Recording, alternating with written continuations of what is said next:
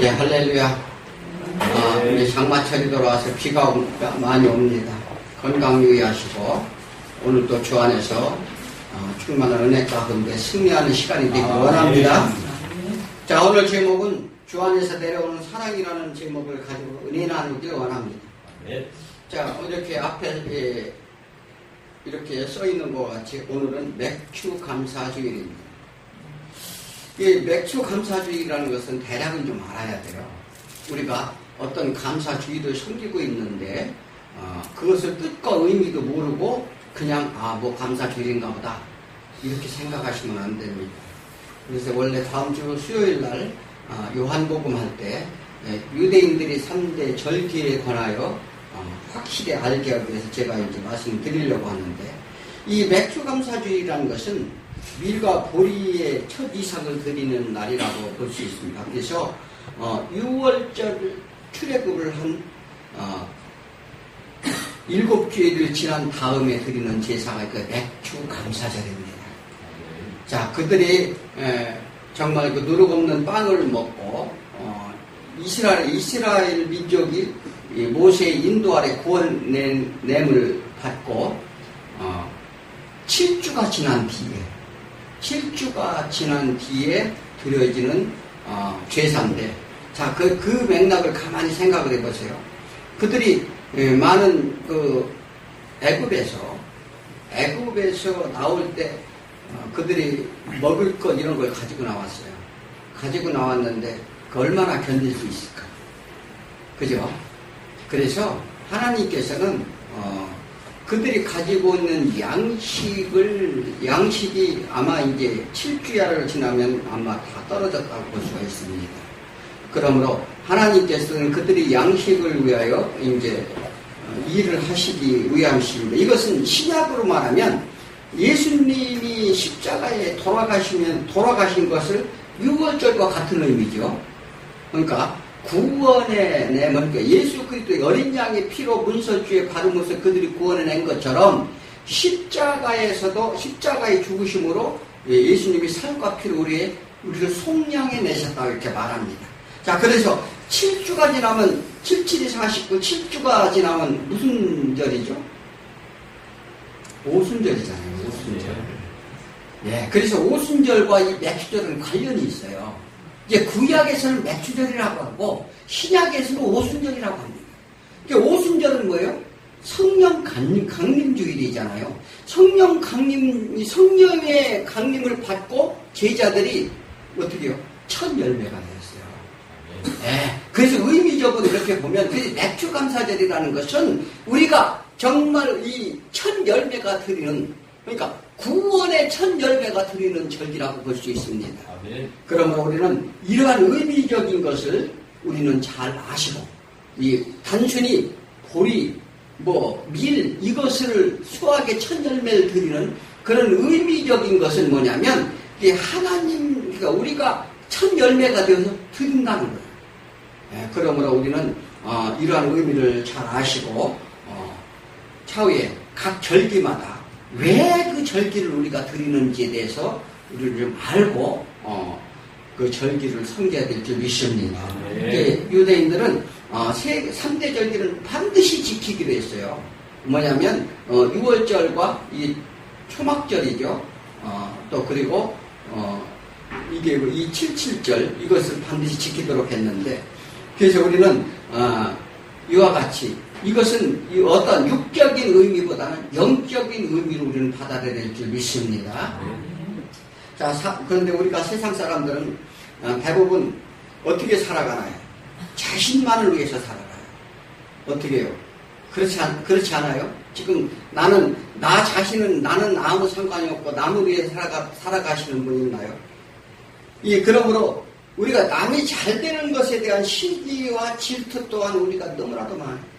그러니까 이 사도 바울도 그런 얘기를 했어요. 왜냐하면 내 안에 있는 질투, 이것은 정말 어찌할 수 없다. 사람이 질투도 없으면 사람이냐고 이렇게 세상 사람들 그렇게 얘기하죠. 그렇잖아요. 아니 남이 잘 되는 게 질투하는 마음이라도 있어야 성공을 하지. 이렇게 얘기하기도 합니다. 이것이 버리기 쉬운 일이 아니에요. 그런데 세상은 왜 질투하며 살는가? 이건 이제 상대성 원리라고 그랬죠. 상대성 원리. 그러니까 나보다 상대방이 잘 되는 거, 나보다 상대방이 잘 나가는 거, 나보다 상대방이 더 많은 것에 대해서 내가 상대적으로 보기 때문에 질투가 나온다는 거예요. 그래서 그런데 사도 바울에 대한 고린도 교인들이 배척을 했어요. 그것이 이제 사도 바울이 너무나 큰 고통이었었다고 말씀하셨죠. 그래서 고린도후서 5장에 그런 얘기가 많이 나오잖아요. 얼마나 그 핍박을 받았는지. 그래서 이제 그들에게 그렇게 사도 바울을 핍박하고 사도 바울이 못생겼느니 팔싹둥이니 여러 가지 안짱가리니 그다음에 사도도 아니니 이런 막 비난을 퍼붓던 그들이 어떻게 해요? 변화의 조짐이 보이기 시작했다는 거죠. 변화의 조짐인 거예요. 우리 사람은 변해야 되죠. 그죠? 신앙생활하면서 그냥 날마다 그날이면 안 된다는 사실입니다. 그래서 이 소식을 들은 바울이 이보다 더 기쁨이 없었어요. 이런 그리스도 안에서 부어지는 풍성한 은혜로 인한 변화라고 이제 사도 바울을 고백을 합니다. 그래서 신앙인은 어떻게 변해야 돼요? 내가 내 열심으로 변하는 것이 아니라 그리스도의 은혜를 입어야 된다는 거예요. 하나님의 주시는 풍성한 은혜. 그러니까 그것은 예수 그리스도가 주시는 은혜를 먹어야 우리가 변화받는다는 사실. 그래서 새로운 피조물이라 이것은 뭐냐면 그리스도 안에 있는 자에게 거듭남을 우리는 하나님께서 그렇게 일으켜 주신다는 사실입니다. 그래서 그걸 왜 거듭나게 하는 거예요? 하나님이 부르심의 소망을 안 자는 어떻게 해요? 하나님의 일하심의 우리의 소망을 보고 우리가 추후에 어떠한 영광을 얻을지를 깨닫기 때문에 우리가 변화받는 거죠. 아무런 소망이 없다면 변화받을 수가 없어요. 마라톤 선수가 왜 끝까지 인내하면 될까요? 힘들어 죽겠는데 뭐하러 그렇게 힘들었게 뛰어요? 그는 가서 골인에 도착해서 1등을 하면 뭐예요? 면류관을 얻기 때문에 뛰는 거예요. 마찬가지로 우리 신앙생활도요. 어떻게 해요? 하나님의 주시는 면류관을 얻기 위해서 우리는 운동선수는 1등을 해야 1등의 면류관을 주지만 우리는요 1등 꼴찌가 없어요. 끝까지 견디는 자에게 하나님이 주시는 영광의 면류관을 다 받으실 줄 믿으시기 바랍니다. 그런데 이제 사도 바울이 그들의 회개와 변화에서 그들을 향해 강력하게 권면하게 글을 쓴 것은 너희들 내가 미워해서 그런 게 아니다. 이 사도 바울이 원래 이제 성경에는 고린서 전후서만 나와 있는데 또 다른 편지가 있었어요. 또 다른 편지는 그들을 향해서 정말 어떤 얘기를 하면 막 저주의 글까지 썼어요. 사도 바울이 왜 그랬을까? 근데 내가 너희들을 미워해서 그런 글을 쓴 게 아니라는 거예요. 하나님의 뜻을 내가 전한 것인데 신앙생활을 근심하게 하려는 것이 아니었다고 오늘 본문에서 말하는데 내가 너희들한테 그런 식으로 너희들을 책망하고 너희들에게 욕하고 너희들에게 권면한 것은 뭐냐면 너희들이 신앙생활을 근심하게 하려고 내가 그렇게 쓴 것이 아니다. 그렇습니다. 왜 그러냐면 진리를 선포하면 믿음이 없이는 받기 어렵다는 사실이에요. 그래서 거북하다는 것입니다. 이게 왜냐하면 내 안에 세상의 원리대로 사는 나에게 진리가 들어오면 왜냐하면 그 세상 것들에 대해서 그게 반항이 생겨요. 그렇기 때문에 진리를 받기가 쉽지 않은 거예요. 그리고 내가 꺼리낌을 받게 되는 것이죠. 그래서 사도 바울이 말을 하죠. 뭐라고 얘기해요? 에베소서 같은데 너희는 하나님의 영이 눈을 밝혀야 될 것이다. 하나님의 영이 그러니까 성령님이 너희 눈을 밝혀줘야 진리를 볼 것이다 얘기를 하는 거죠. 그러므로 이 바울은 하나님의 뜻대로 신앙생활을 하지 못하는 교인들에 대하여 나의 근심이 얼마나 컸는지 또 내가 너희들의 신앙에 대해서 얼마나 내가 간절했는지 나의 간절한 마음이 하나님 앞에 모든 성도들이 나타내기를 원하기 때문에 내가 고백을 합니다. 그래요. 왜냐하면 저희가요, 이 성도들의 신앙 상태를 보면은요, 너무나도 가슴이 아파요. 왜 그런지 아세요? 이 사도 바울이 그 심정을 이해할 수가 있어요. 왜냐하면 사도 바울은 그들이 책망하고 분별 없는 신앙생활 속에 진리를 전파하는 자신에게 한 모든 행동들에 대하여 용서하는 마음을 서신 지금 편지를 전하는 거예요. 내가 너희들 왜 그렇게 혹독하게 얘기했는지 아느냐. 내가 성도들에게 옹졸하게 만든 것이 아니라 너희들은 하나님의 뜻으로 넓게 좀 보아라. 신앙이 없는 세상 지식으로 미혹하는 자들과는 멀리하라. 그래서 신앙이란 내 의로라는 것이 아니라 하나님의 부르심을 입은 우리들은 어떻게 해요? 하나님이 거하는 처소인 만큼 우리 마음에 하나님이 거하시도록 진리 가운데 신앙생활을 해야 한다고 사도 바울은 말합니다. 왜 그렇게 살아야 하는가 오늘 본문을 통해 바울은 말씀하시는데 첫 번째는 성도의 성결 문제를 얘기하는 거예요. 우리 성도의 성결 문제. 자, 예수를 믿는다는 것은 성결에 힘써야 된다 이렇게 말합니다. 성결이 뭐예요? 이것은 이제 기독교, 즉 기독교에서만 쓰는 용어예요. 그래서 뭐냐면 우리의 몸을 온전히 드려지는 것을 말합니다. 예수님이 어떻게 해요? 온전히 드려짐으로, 그러니까 구약의 제사에 온전한 제물로 드려지는 것, 이것을 말하는데 이것은 뭐냐면 구별됐다 이렇게, 구별된 의미입니다. 어떻게 구별됐어요? 하나님이 특별히 우리를 구별해서 불렀다는 거예요. 구별해서 불렀으므로 구별된 자의 삶에 온전한 삶으로 살아라 이렇게 말을 하는 거예요. 그러므로 하나님과 관계 속에서 하나님 앞에 합당한 상태를 우리가 되어져 가야 된다 이렇게 말합니다. 그러니까 나도 거룩하니 너희도 거룩하라 이렇게 말씀하시죠. 그러므로 그리스도의 속죄로 인한 성령의 오심을 얘기하는 거예요. 자, 이게 뭐냐면 우리가 거룩해서 뭐 잘 도덕 윤리적으로 그래서가 아니라 성령님이 우리 안에 거함으로써 악한 영들이 우리 안에 소멸됨으로 그들이 이 나감으로 말미암으로 우리는 어떻게 해요? 우리가 거룩하게 되어진다는 거예요. 그래서 하나님께서는 우리를 어떻게 해요? 너희를 온전케 하여 하나님의 영광을 그러니까 나의 영광을 너희에게 주신다는 거예요.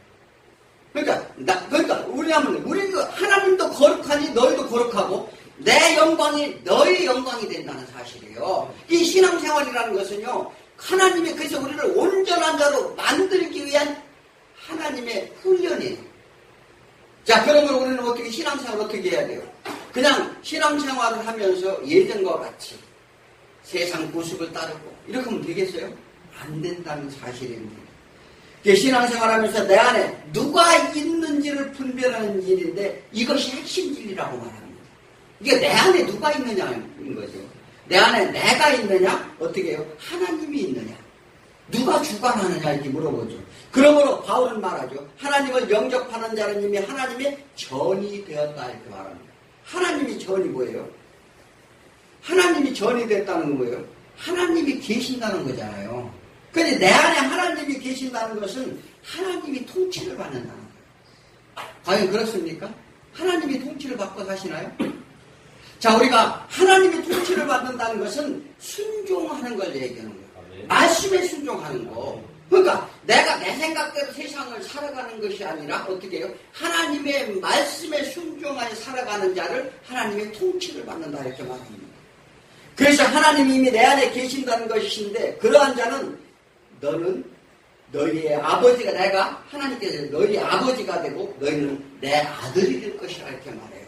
그래서 이것은 하나님의 어떻게 해요? 약속입니다. 자, 우리가 훌륭해서도 아니고 잘나서도 아니고 많이 배워서도 아니고 우리가 어떠한 기에서도 아니에요. 다만 뭐냐면 우리가 아무리 천하더라도 하나님이 부르신 자, 선택받은 자는 귀한 신분임을 우리는 믿으시기 바랍니다. 그래서 뭐냐면 1절에 보면 그런즉 사랑하는 자들아 이 약속을 가진 우리는 어떤 약속을 가졌다고요? 지금 말씀드렸잖아요. 우리 하나님의 부르심의 그 언약의 약속을 받은 우리는 하나님을 두려워하는 가운데 누굴 두려워하라? 하나님을 두려워하라고 했잖아요. 예, 나 거룩함을 온전히. 그러니까 우리가 하나님을 두려워하는 자는 거룩함을 온전히 이루게 하신다는 거예요. 그래서 육과 영과 온과 더러운 것에서 자신을 깨끗하게 하자. 첫째는 약속된 자녀라는 거예요. 약속의 자녀. 이것은 뭐냐면 그래서 성령님의 임침을 받았다 얘기하잖아요. 임침 받았다. 엊그저께 어떤 찌라시가 왔는데 뭐 666을 받지 말라 해서 뭐 그 말도 안 되는 얘기를 해가지고 여기 뭐 전단지가 뿌려져 있던데 뭐 베리칩을 받지 말다. 뭐 그것을 받으면 뭐 어떻게 된다. 뭐 이게 세상 얘기하는 거 아니에요. 그런데 이 하나님의 임침을 성령의 임재를 얘기하는 거예요.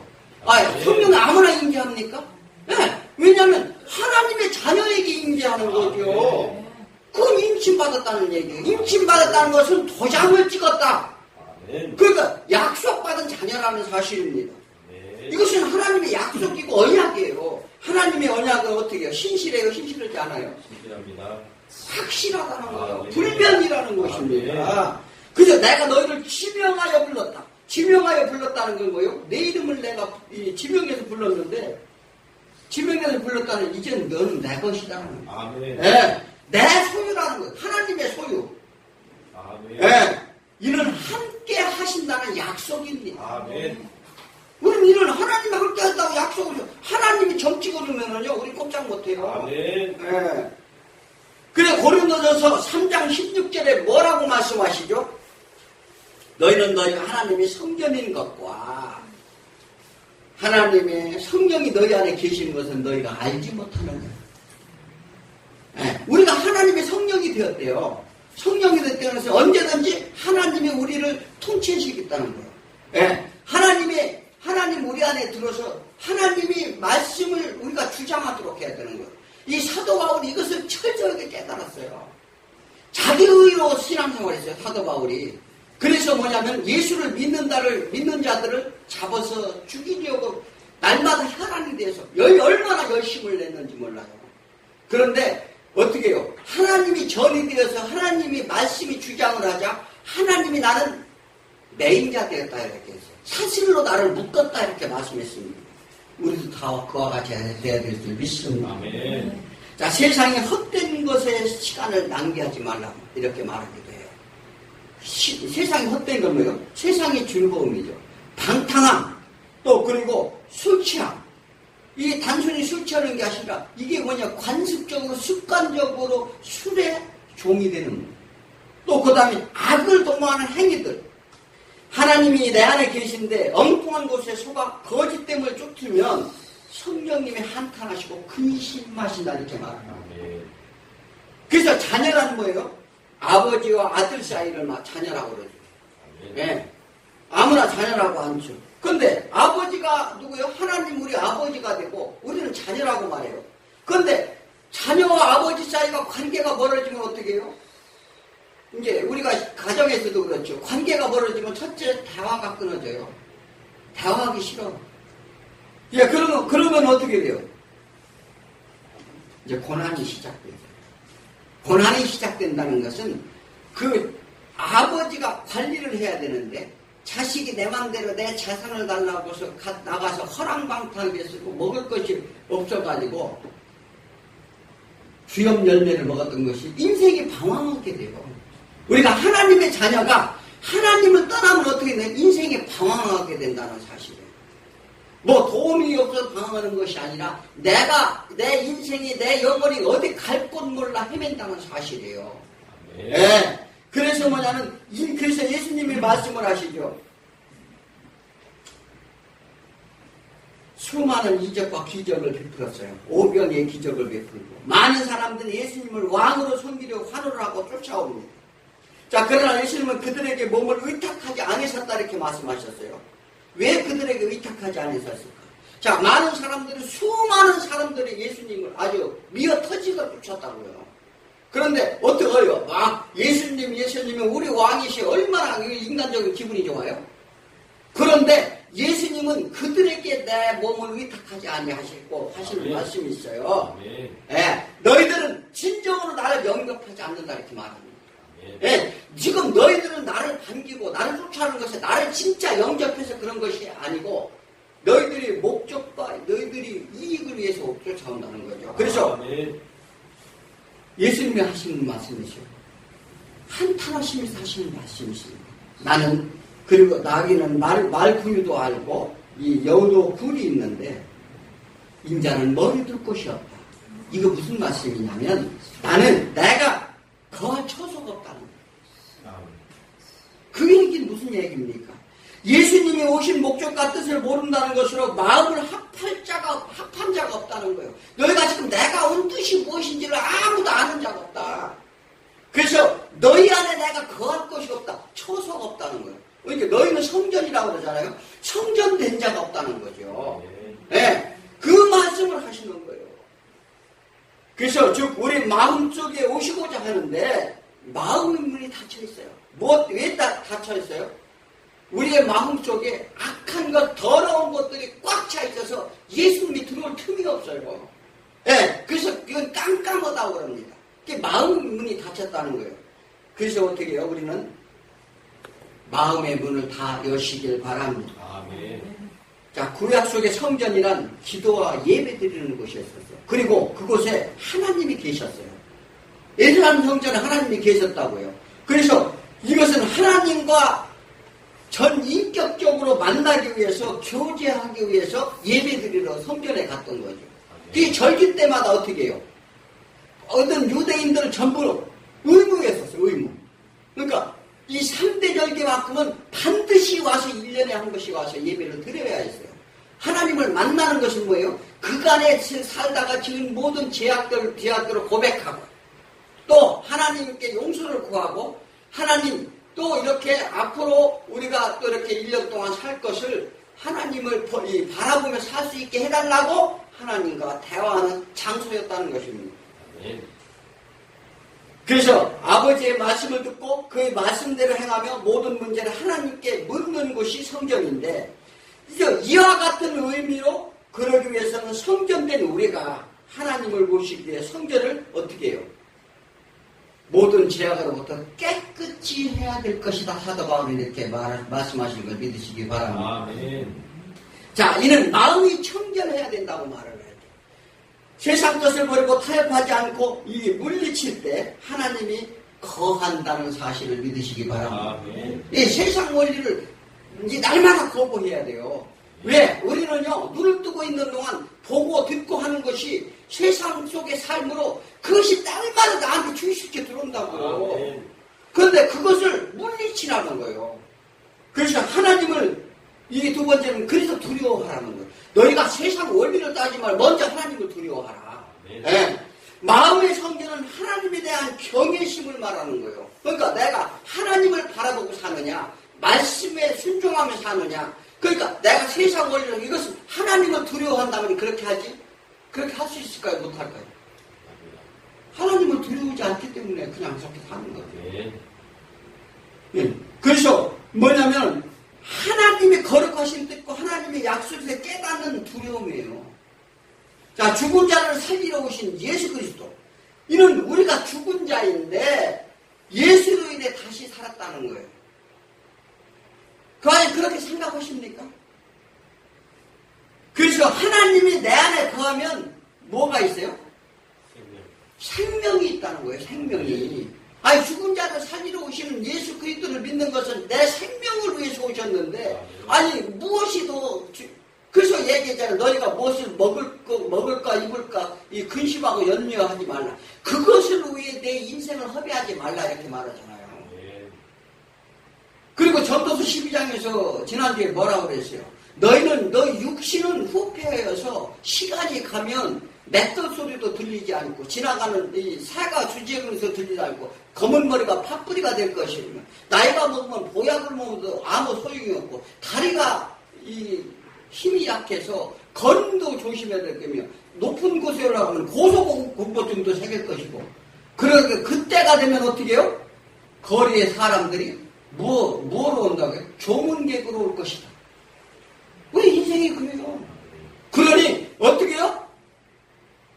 너희가 이 사는 동안에 하나님의 창조주 하나님을 기억하라. 아멘. 네, 반드시 기억하며 살라는 거예요.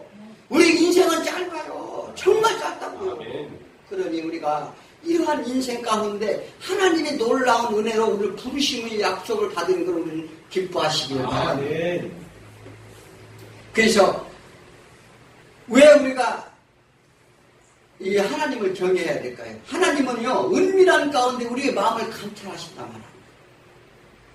우리를 보호하고 인도하시기 위해 우리를 감찰하시는 거예요.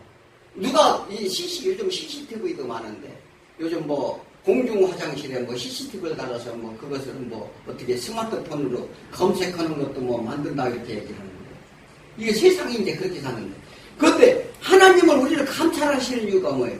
그게 뭐 CCTV가 감시하는 거잖아요. 자, 그런데 그것은 어떤 비리나 이것을 폭로하기 위해서 하나님은 우리의 잘못됨을 어떻게 해요? 잘못된 길로 가지 아니하도록 하시기 위해서 우리를 감찰하신다는 사실이에요.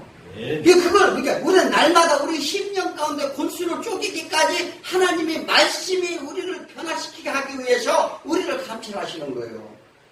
하나님께서는 하나님이 하시고자 하는 것을 우리를 어떻게 해요? 그냥 살리시라고 하죠. 그렇게 하시는 거예요. 그래서 우리가 아무도 보지 않는다고 생각하니 불법을 행하게 된다 이렇게 말합니다. 그렇잖아요. 우리가 아무도 안 본다고 생각하니 불법을 행하는 거예요. 에이, 자, 구석에서. 근데 불법을 행하는 자들은 어디서 행해요, 주로? 많은 사람들이 보는 앞에서 행해요. 저 컴컴하고 구석진 곳으로 가는 거예요. 컴컴한 곳으로. 예. 우리는 다 밝은 빛에 나온 줄 믿으시기 바랍니다. 아멘. 자, 우리는 하나님이 지켜보심으로 하나님을 두려워하시기 바랍니다. 아멘. 자, 예배 때만 거룩하고 실생활에서는 세상적으로 산다면 함께 할 수 없다. 이렇게 하나님은 말씀하십니다. 자, 믿지 않는 자가 멍에를 함께 그래서 매지 말라는 거예요.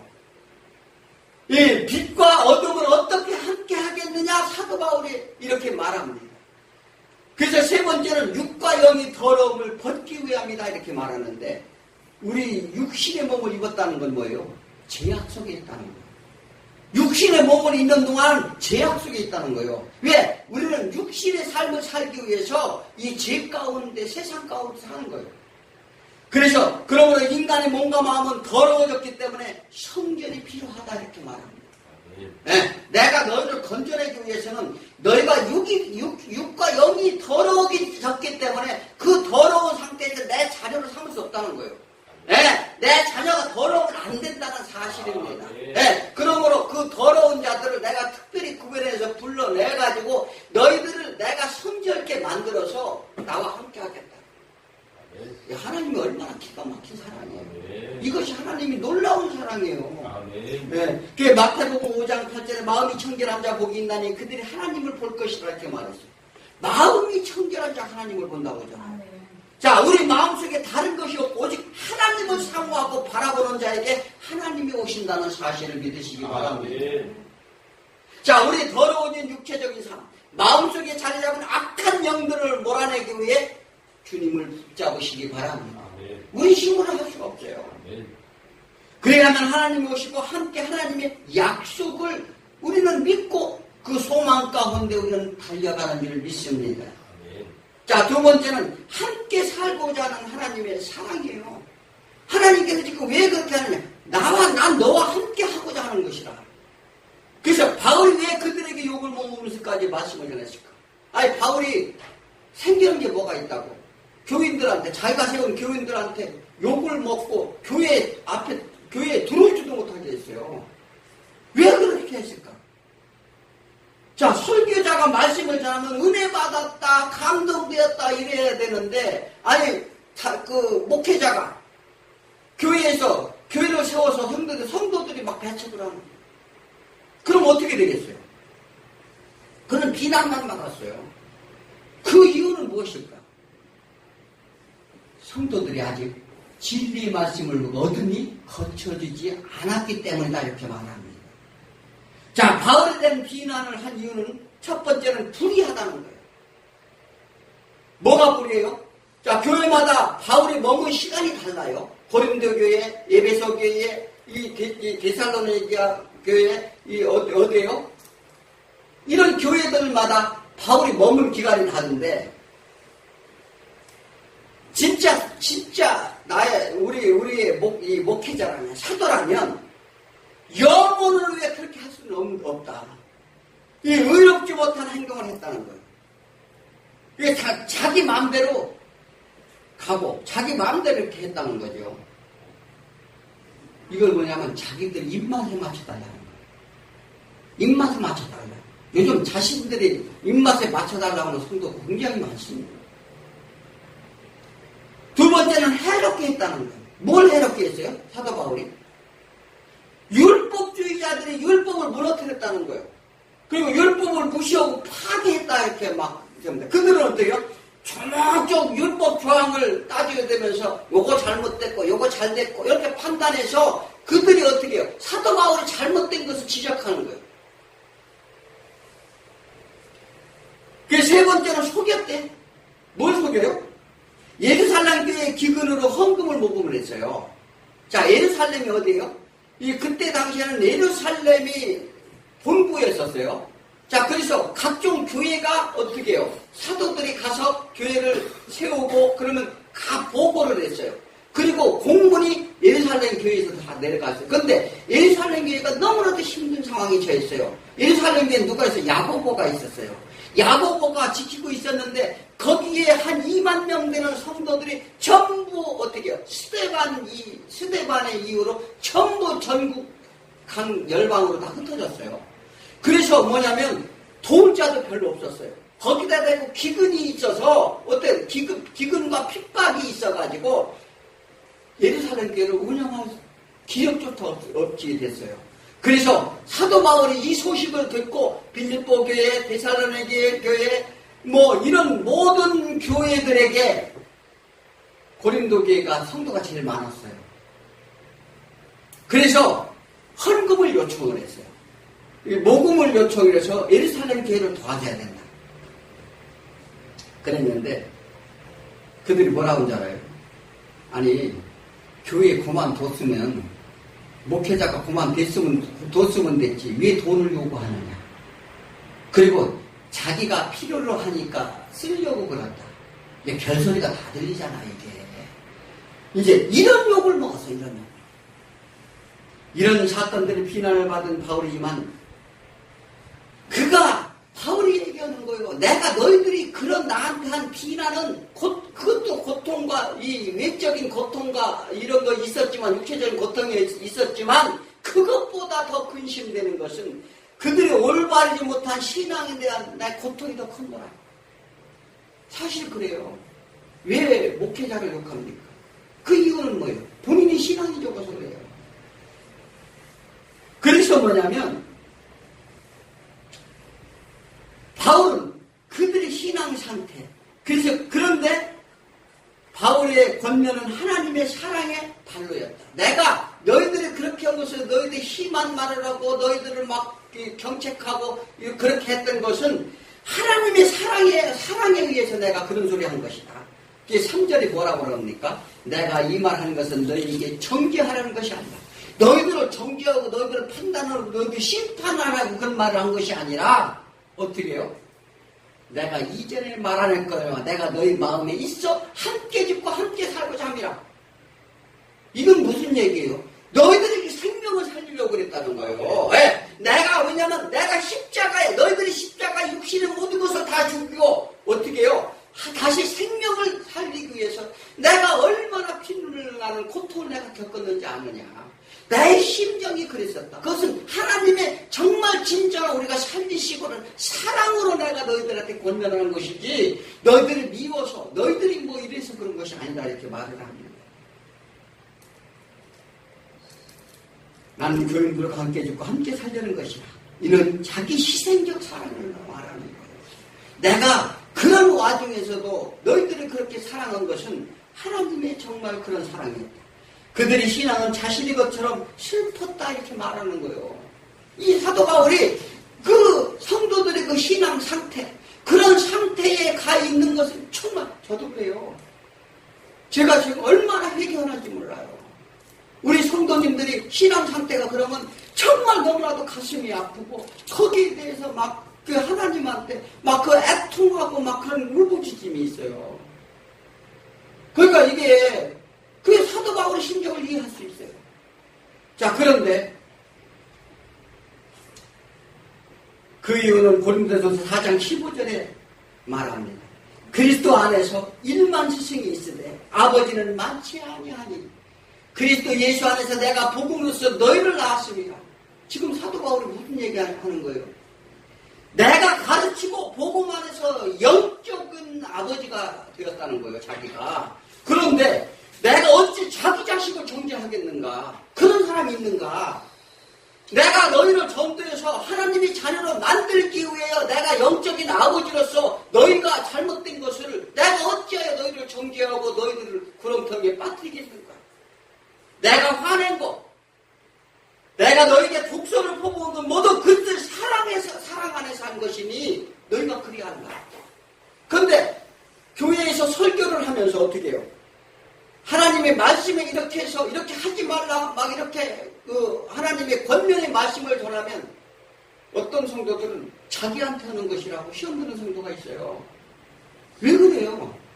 그것은 뭐냐면 하나님이 이렇게 하지 않으면 이게 생명이 없다는 것을 가르쳐 주는 거예요.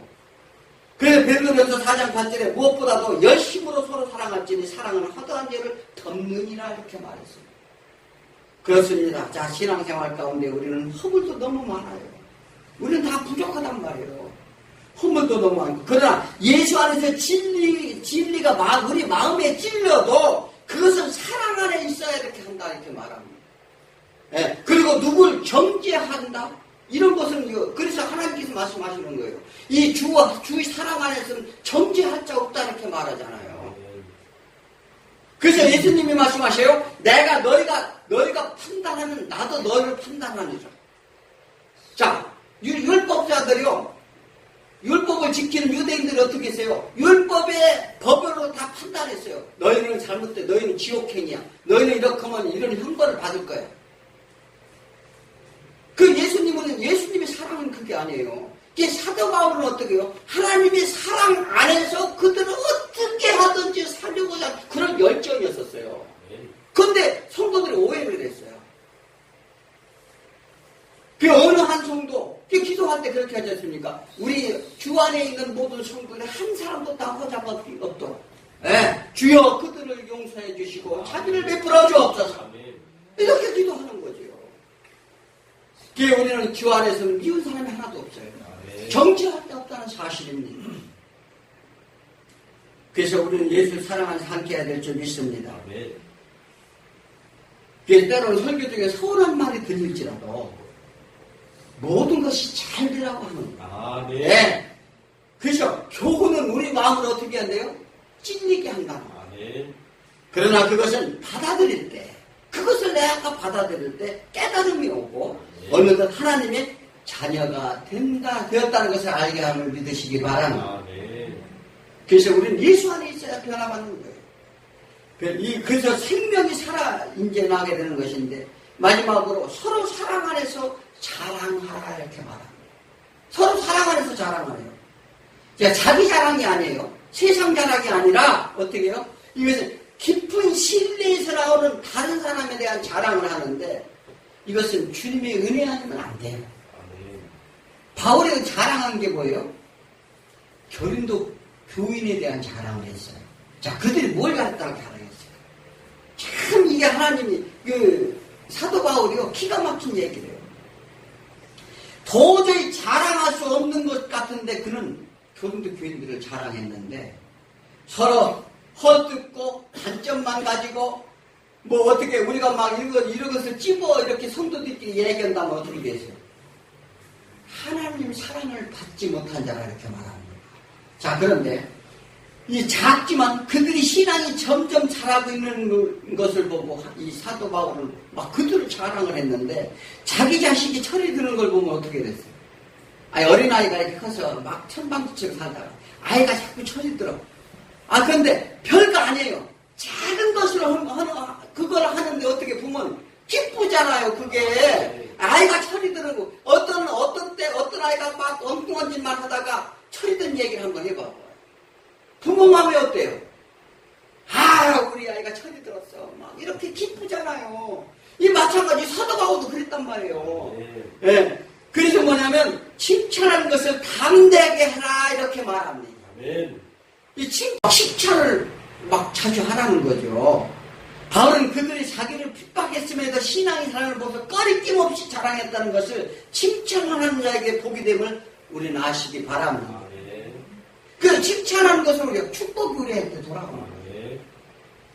바울을 만나는 사람마다 고린도 교인들을 자랑하는 내용이 있어요. 어디에 있어요? 고린도후서 9장 2절에 그렇게 써 있어요. 어떻게 해요? 이는 내가 너희를 원함을 알미라. 내가 너희를 위하여 마게도냐인들에게 아가야에서는 1년 전부터 준비했다는 것을 자랑하였는데 과연 너희의 열심히 펑많은 사람들에게 분발하게 하였느니라.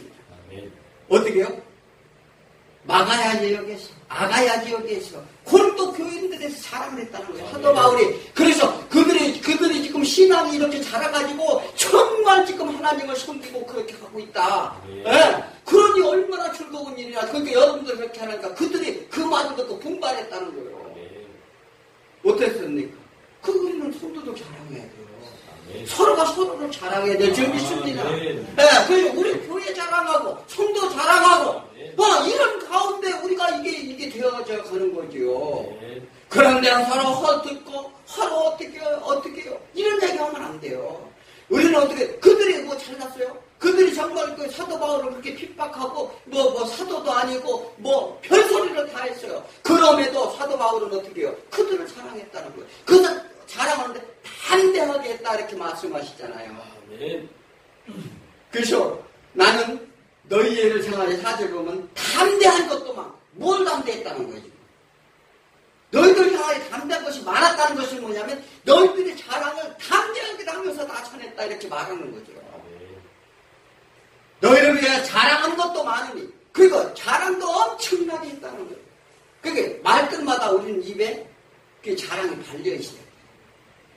말하면 그래요 우리 집사님 우리 김 집사님 정말 예전에 그렇게 안 하셨는데 정말 하나님만 바라보고 정말 그렇게 삽니다. 아멘. 네, 이렇게 자랑해야 될 줄 믿습니다. 아멘. 그래서 칭찬하는 걸 담대하게 해라. 바울은 그 자기를 핍박했으면서 신앙이 자라는 걸 꺼리없이 자랑했다. 이 자랑은 반드시 고린도 성도들의 믿음이 성장할 것을 확신했기 때문에 이렇게 말합니다.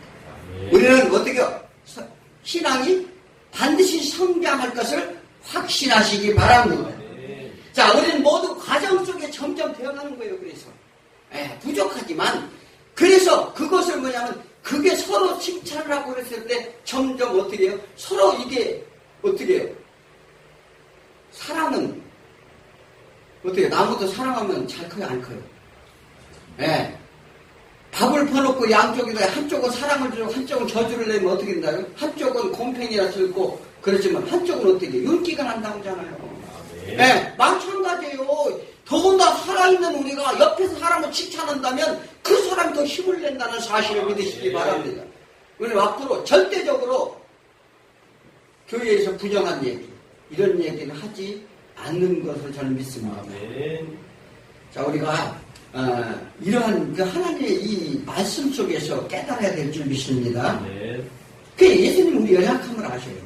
그래서 예수님 안에 안 되는 모든 것을 이루라 이렇게 말하는 거예요. 그러니까 우리가 그 안 되지만 그것을 예수 안에서 이루라. 예수 안에 있는 바울은 모든 환난 가운데서 위로가 되었던 것은 그런 확신이 있음을 믿었다. 바울은 하나님의 자비와 긍휼을 믿었어요. 우리 하나님의 자비와 긍휼을 믿지 않으면 우리가 무슨 힘을 합니까? 본인 자신도 예전에 그와 같다는 것을 깨달았어요. 나도 예전에 그랬노라. 그래서 이것이 하나님의 사랑의 발로다 이렇게 지금 사도 바울은 내가 예전에도 너희가 똑같은 그런 상태였는데 하나님의 사랑을 받으니 그래서 하나님의 사랑을 입은 자로서 그렇게 너희에게 사랑할 수 있었다 이렇게 말합니다. 그래서 사랑의 근본은 하나님인지를 믿으시기 바랍니다. 자, 바울은 점점 시간이 가면서 도처에 기쁜 소식이 들립니다. 그러니까 씨앗이 이제 열매가 맺히기 시작을 하는 거죠. 형편없던 성도들이 점차 믿음으로 진리를 깨닫고 회개하고 감사하는 성도들이 소식에서 예루살렘에 어디 헌금 저희가 드리겠나이다. 왜 믿음이 성장하면 그렇게 돼요? 그래서 신앙은 점점 자라나야 될 줄 믿습니다. 그래서 위로받고 의지만 해서는 안 된다는 거예요. 그들은 위로받고 의지만 하려고 그랬어요. 성도들이. 우리 처음에 나오면 다 그래요. 하나님한테 위로를 받고 어떻게 내 문제, 내 상처 이걸 치료를 받고 이게 위로. 그런데 이 믿음이 성장하니까 어떻게 해요? 남이 아픈 자들, 주변에 힘든 자들, 그런 자들을 도와주는 거예요. 그게 성김이 나온다는 사실입니다. 예, 우리가 서로 사랑해야 될까요? 요한일서 3장 16절에 그렇게 말합니다. 그가 우리를 위하여 목숨을 버리죠. 누가요? 누가 우리를 위하여 목숨을 버렸어요? 예수님이 그랬잖아요. 자, 우리가 이로써 사랑을 알고 우리도 형제들을 위하여 목숨을 버리는 것이 어떻게 해요? 마땅하다, 마땅하지 않죠? 마땅하니라. 예. 그러니까 같이 십자가를 매라고 그러잖아요. 너희가 내 십자가에 멍에를 매라. 그래서 형제의 궁핍함을 보고도 마음을 닫지 말라 이렇게 말합니다. 요 뒤에 계속 나오는 얘기예요, 이게. 그래서 영적인 가난, 물질적인 가난한 자를 도우시기 바랍니다. 이것이 새 계명이에요. 하나님의 계명이잖아요. 그러니까 하나님의 사랑을 받은 자, 하나님의 사랑을 그러니까 받은 자는 어떻게 해요? 하나님을 사랑하게 되잖아요. 그 하나님을 사랑하는 자는 어떻게 해요? 이웃을 사랑할 수 있다는 원리입니다. 이것이 하나님이 주신 계명, 이것이 십계명의 완성이라 이렇게 말합니다. 뭐 십계명을 이것을 우리가 지켜서가 아니라 하나님이 사랑을 잘하가 십계명의 사랑을 완성할 수 있다는 예수 그리스도의 말씀을 믿으시기 바랍니다. 자, 우리 모두 이러한 하나님의 사랑을 받고 있다는 것을 아셔야 되고, 예수 사랑을 얻은 자는 그 안에서 사랑이 전파된다는 사실을 믿으시기 바랍니다. 지금 나로 인해 기도하는 누군가가 눈물을 흘리고 있습니다. 그걸 아셔야 돼요. 지금 성도님들을 위해서 누군가가 눈물을 흘리고 기도가 있던 사실이에요. 네, 예수 사랑을, 그래서 그것이 예수님의 사랑인데, 나의 회개로 인해 사도 바울이 기쁜 것처럼 우리 목사나 교사나 어떤 기쁜 자나 다 양육하는 자의 기쁨으로 다 위로가 될 것이라는 사실입니다. 그리고 서로를 위해 그 사랑의 복이 나에게 온다는 사실을 믿으시기 바랍니다. 누구나 우리는 바울과 같은 마음을 품어야 될 줄 믿습니다. 자, 에베소서 4장 2절에 모든 겸손과 온유를 하고 오래 참음으로 사랑 가운데 서로 용납하라. 사랑 가운데 서로 용납하라는 거예요. 우리가 이 신앙인들이 이게 철저하게 되어야 될 줄 믿습니다. 그 이유는 예수 그리스도의 사랑의 줄로 매어있기 때문이야. 네, 성령님이 역사로 하나가 되게 하시기 때문이다 이렇게 믿으시기 바랍니다. 우리 용서받은 자이고 빚진 자입니다. 그러므로 그 사랑의 열매를 얻은 자로서 해야 할 것은 서로 위로하고 기쁨과 슬픔을 같이 나누고 서로 돕고 이해하고 덕이 되는 우리가 모델이기를 축원드립니다. 하나님